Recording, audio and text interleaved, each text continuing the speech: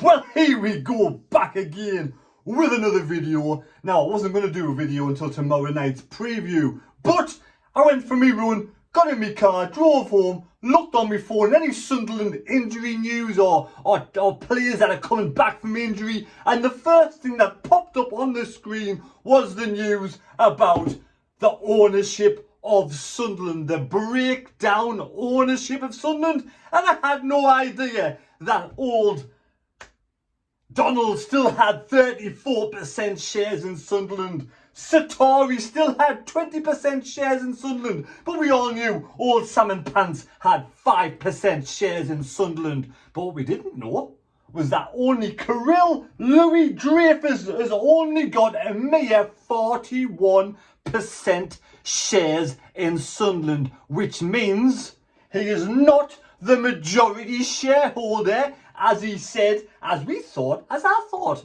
Did we all think that he had 51% shares? Well, I'm sure. I mean, I might be completely wrong. I might be completely swinging out of the ballpark. You know, I might be on a fucking another planet.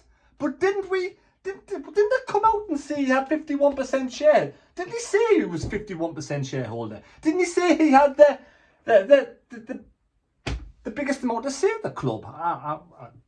Was that just imagining that? Did he never ever come out and say he owned? Did he ever come out and say what he owned? I don't know. Anyway, it's come out in The Athletic, yes. The Athletic. I mean, I'm always going to come on here and tell you exactly what I think and exactly what I know, exactly what I thought. And The Athletic, to me, I thought it was just Charlton Athletic. I mean, I was thinking, how the hell does Charlton Athletic know more about Sunderland than we do? Why would he tell Charlton Athletic that he owns 41% shares of Sunderland? But then apparently it's some sort of magazine. So we'll get onto this in a second. The Athletic. The Athletic is a subscription-based sports website that provides ad-free national and local coverage in 47 North American cities as well as the United Kingdom. That's The Athletic. I had no idea that was The Athletic. But as you can see, I'm a bit flustered. I'm a bit baffled at the moment. I'm all confused. Somebody once asked me on YouTube, was I an alien? And I was like,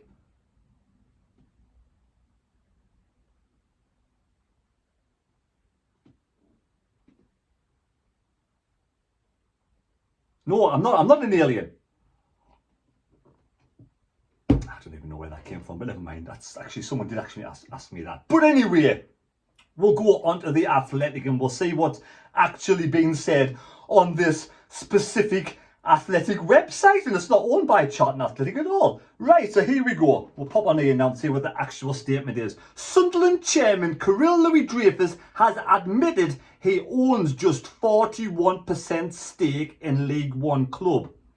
Louis-Drefus, who became the EFL's youngest chairman at the age of 23, when first arriving in English football 12 months ago, has only ever stated he has had controlling stakes in Sunderland. Alright, so he never said he had 51%. We must have presumed he'd bought over half of Sunderland. But he's only ever said he has the controlling stake.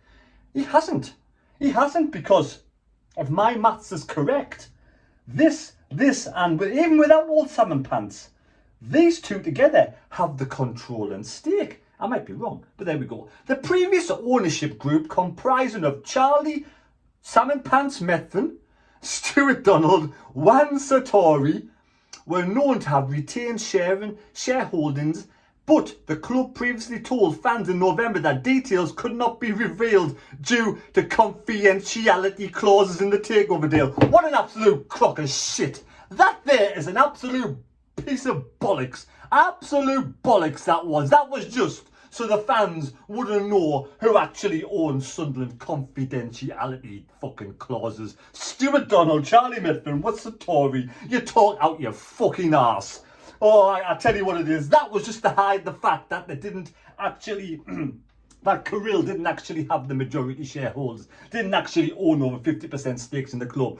Well, I tell you what, we've been actually led down the garden path, haven't we? We have been led down the garden path with a big poker and taken round the back of the shed and spanked right up the jacks. I feel really stupid, I honestly do, thinking that Kyril actually owned the majority of Sunderland. And we said before last week, when Roy Keane, this has only came out for me. This has only came out because Roy Keane knows the truth.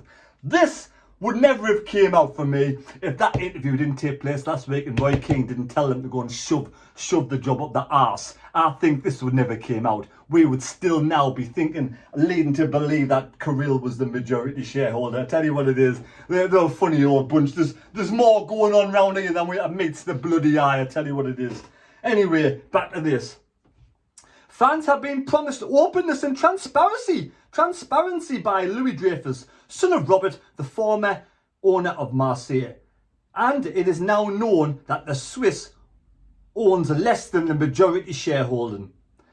In response to questions put to Sunderland by the Athletic, the club's statement to supporters confirmed Louis-Drefus owns 41%, blah, blah, blah, blah, blah. Juan Sartori 20% and Medfini now about Salmon Pants. That means the pre-existent ownership group owns a greater combined shareholdings than Louis-Drefus, but the club are eager to stress that it is the current chairman who has the key decision making on his first anniversary this week. Now, are we? I may be gullible, but I ain't that gullible. He doesn't have the fucking final say. Surely, no. Look, I mean, we'll go back to this model. This long. Does it put everything now? Do you feel like everything now is just like bollocks? This long plan. Should I still believe in the long plan of getting youth in and getting whatever this? I don't know. I've lost faith in this long plan now. Long plan for me just gone out the window. It's just dropped down the drain pipe and gone down the drain. This long plan, the long plan. Is it whose long plan's this? Is it the long plan so nobody actually spends much money? No wonder Roy Keane wanted that to do with us. I bet your Salmon Pants was in the interview last night. I said Salmon Pants would have been in the interview. Am I going over the top? You let me down know in the comments below how you feel about the whole thing. Do you think that we've been led the garden path? Did you already know that Salmon Pants still and all these had the majority shareholders, the majority shareholding over Kyril? Or were you like me? Were you pretty naive and gullible and like sort of thinking that he actually owned the majority of the stakes at Sunderland, that he was actually pulling the strings, him and...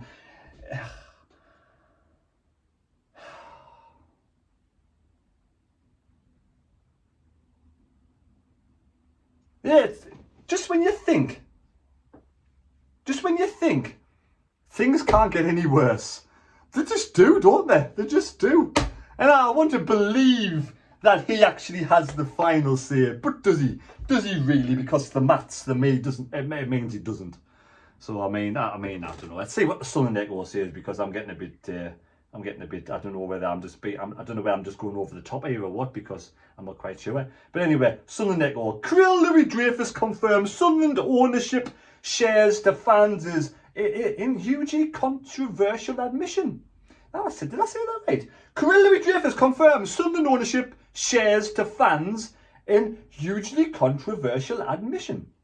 Kyril Louis-Drefus has admitted to the Sunderland supporters he does not own the majority of shares. Pressure has been building on the Black Cats chairman to clarify the ownership structure at the club, having told a supporters collective meeting late last year that he was unable to comment due to confidentiality agreements.